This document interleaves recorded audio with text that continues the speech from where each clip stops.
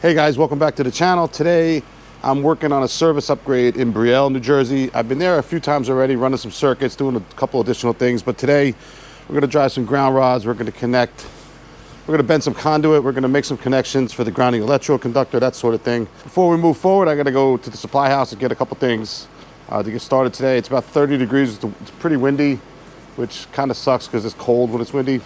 But I do want to tell you that I got a new van. So meet the new van, same as the old van. This one's not lettered yet, which is okay.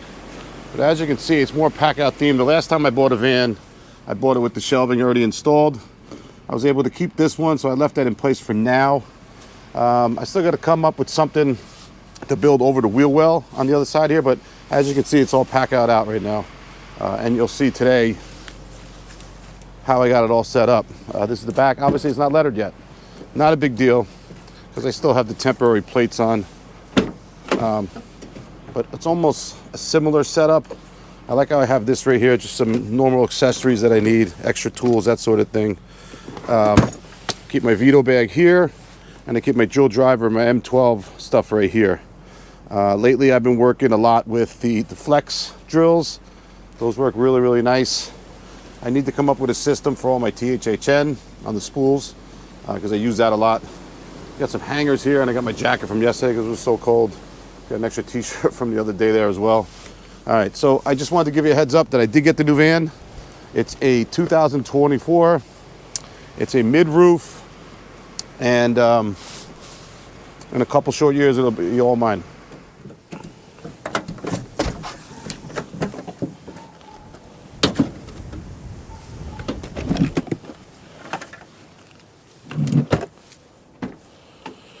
All right, so the SDS Max drill has these special bits on the end. This little fluted edge here.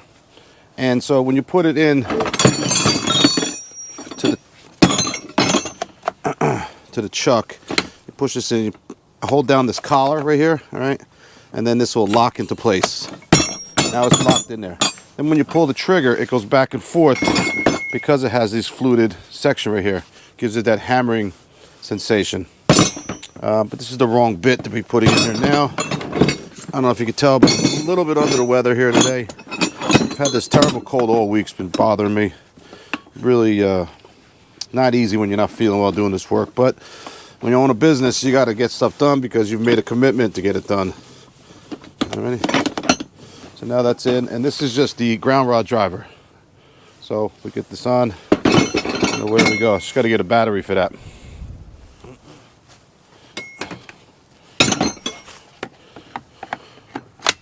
All right, now we're all set. All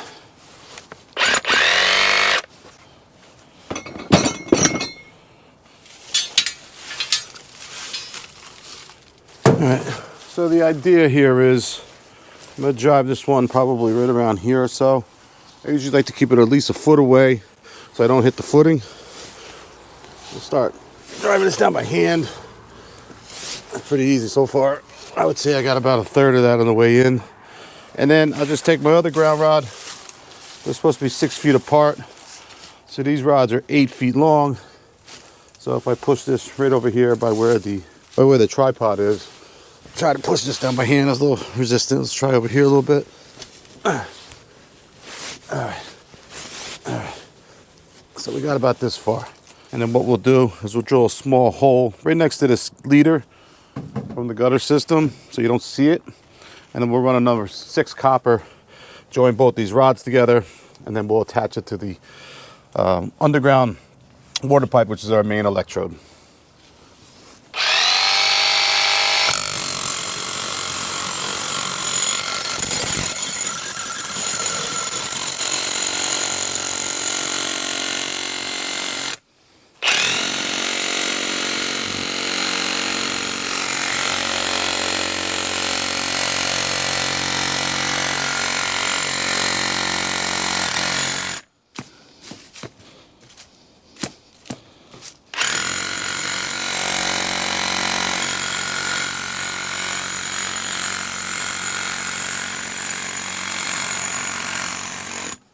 I'm gonna leave that up about 2 inches just like that because it looks like they need to add some mulch.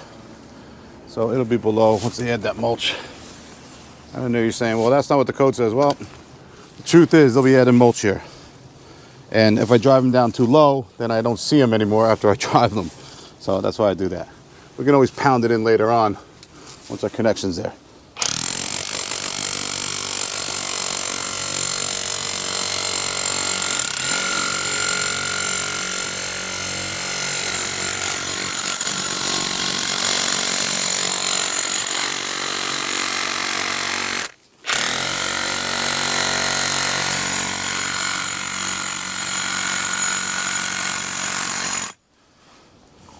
There, we just leave that up 2 inches. I'm not worried about the lawnmower coming over here, being that this is all landscaping, so that's how it's going to be. Okay, so before you go drilling in the side of a house down to a crawl space, you always want to make sure that it's clear.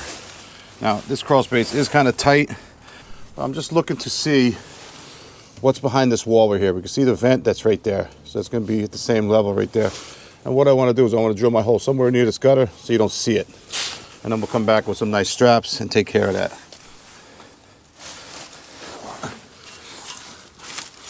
All you young guys out there that want to get into the trade, you better be willing to do this kind of stuff. All right, so we got a copper water pipe right there, but that's underneath the joist and out of our way. So I think we are safe to go. And of course, the other thing you want to do is you want to, if you can, just try to drill on a small angle here, just like this. And drill at an angle. This way, if the water does want to come in, it's got to go uphill first. And be very careful with these cedar shakes.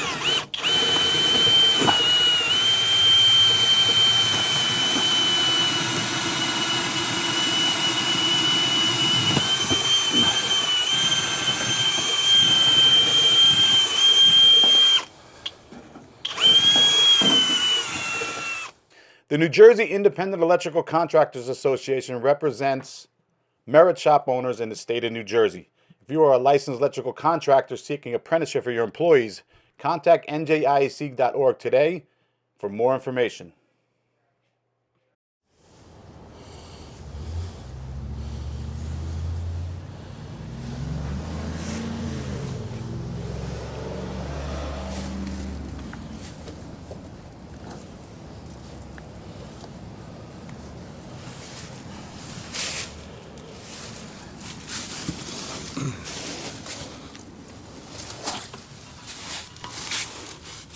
Here we are.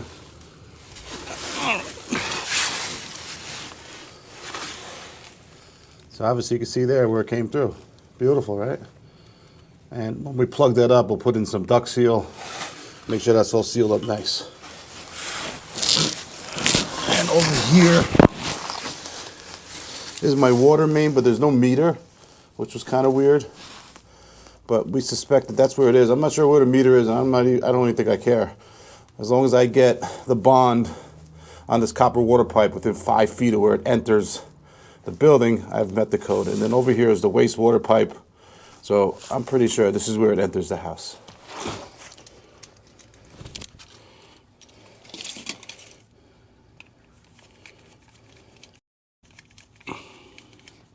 All right, so I already used a little bit of emery paper here.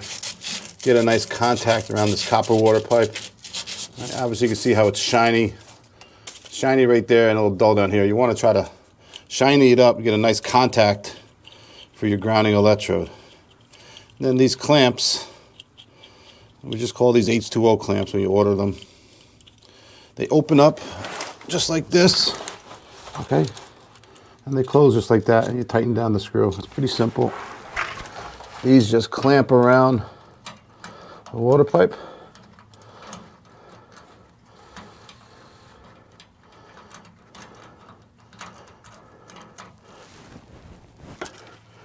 With a flathead screwdriver.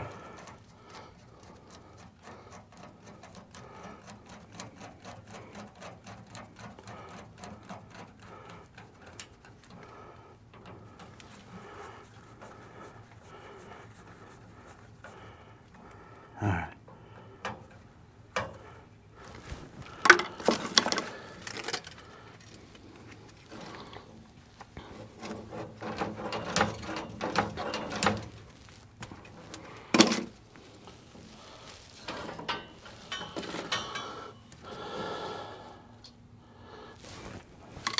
And then now our ground rods are connected to ground, and it's also bonded to the copper water main. Now you've seen me do this in other videos before. This section complies with Article 250 Text 64 F. All right, the only bad thing about these staple guns is getting them up into this spot right here. But we got it there. And I got it there. Trying to get you guys the best angles to watch me work here, but it's difficult. I'm in this tight spot. And the contraption I have attached to my camera is on the bottom of it is the attachment for the tripod. So that's what it's resting on right now, and it's up against the foundation wall. So I hope you guys can see what I'm doing here. Somebody's gonna come in here one day and say, wow, that guy did an awesome job. Well, that's what you're supposed to do, right?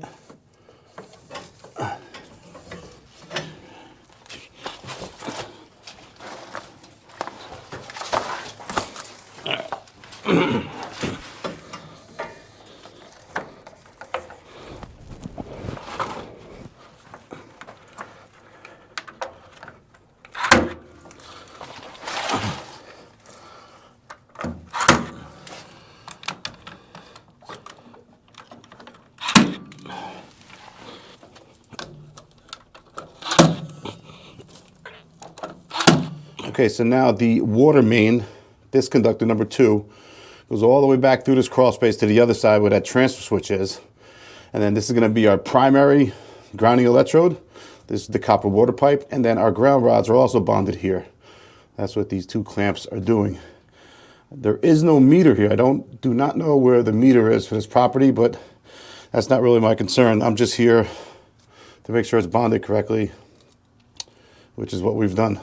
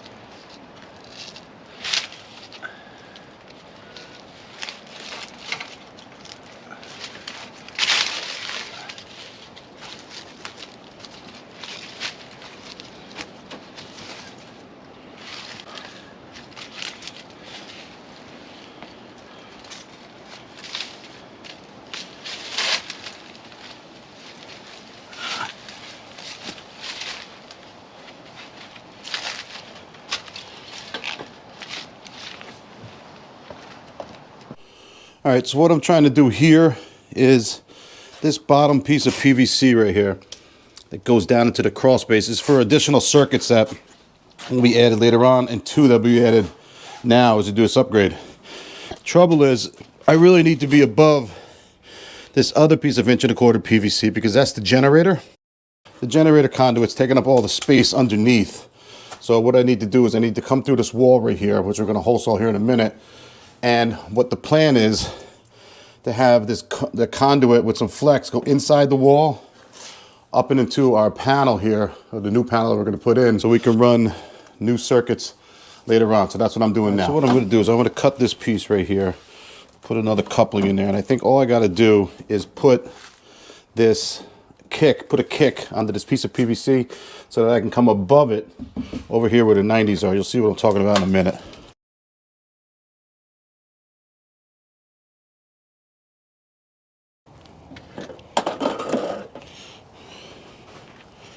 This oven's nice and toasty today, I can tell you that. Nice and toasty.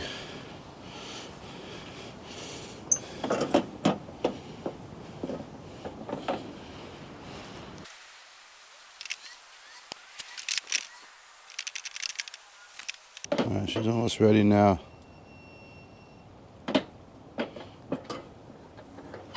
Almost.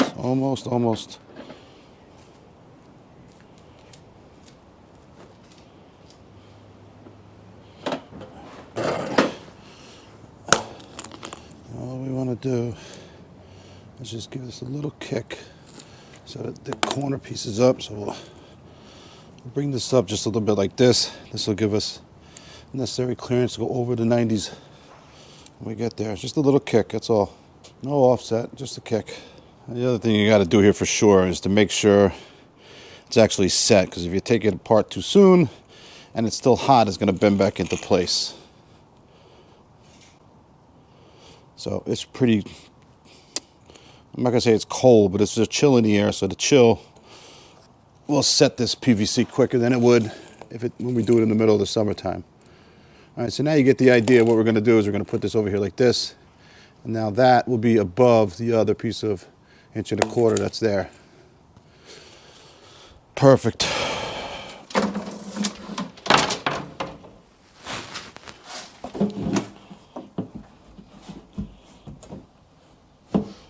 Look at that. So you just got to get a shorter piece there. That's damn, I'm good.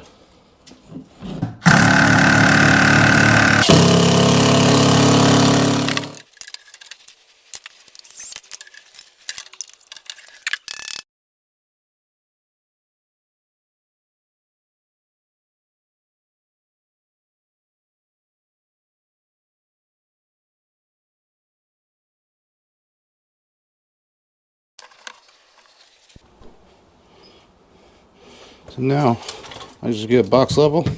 I'll do a little pilot hole, and away we go. Probably don't even have to do the pilot hole. So we just kind of jumped up and over, and away we go.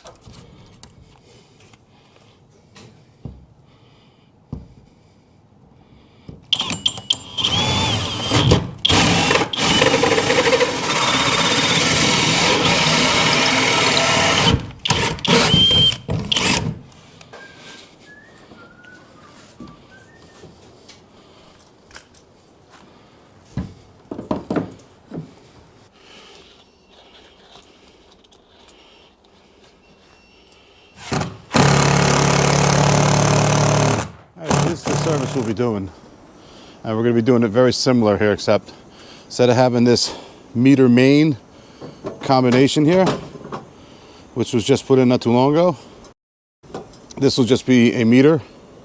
Then this will become the transfer switch, and it's going to be a service rated automatic transfer switch. So the power comes out of the disconnect here, supplies the feeder, supplies the feeder to the transfer switch. And then the transfer switch has two sets of feeders, one going out to the panel, which I think is here, And then the other one is in the back of it, going to the generator, which, as you know, sits over there. But right now, what I want to do is I want to try to get this bend right here while I'm here on a Saturday, so I can get, look at, that looks so crappy, doesn't it?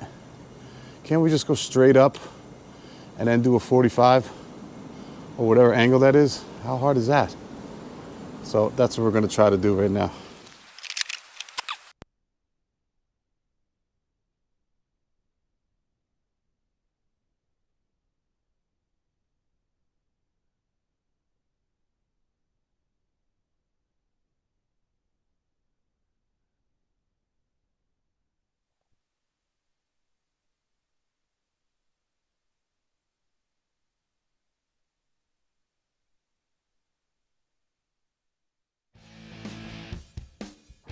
Hi, this is Ron from Classic Electric. YouTube thinks that you'll like these two videos on the screen, so go ahead and check them out. Don't forget to leave a comment, like and subscribe, and we'll see you on the next video. Thanks for watching.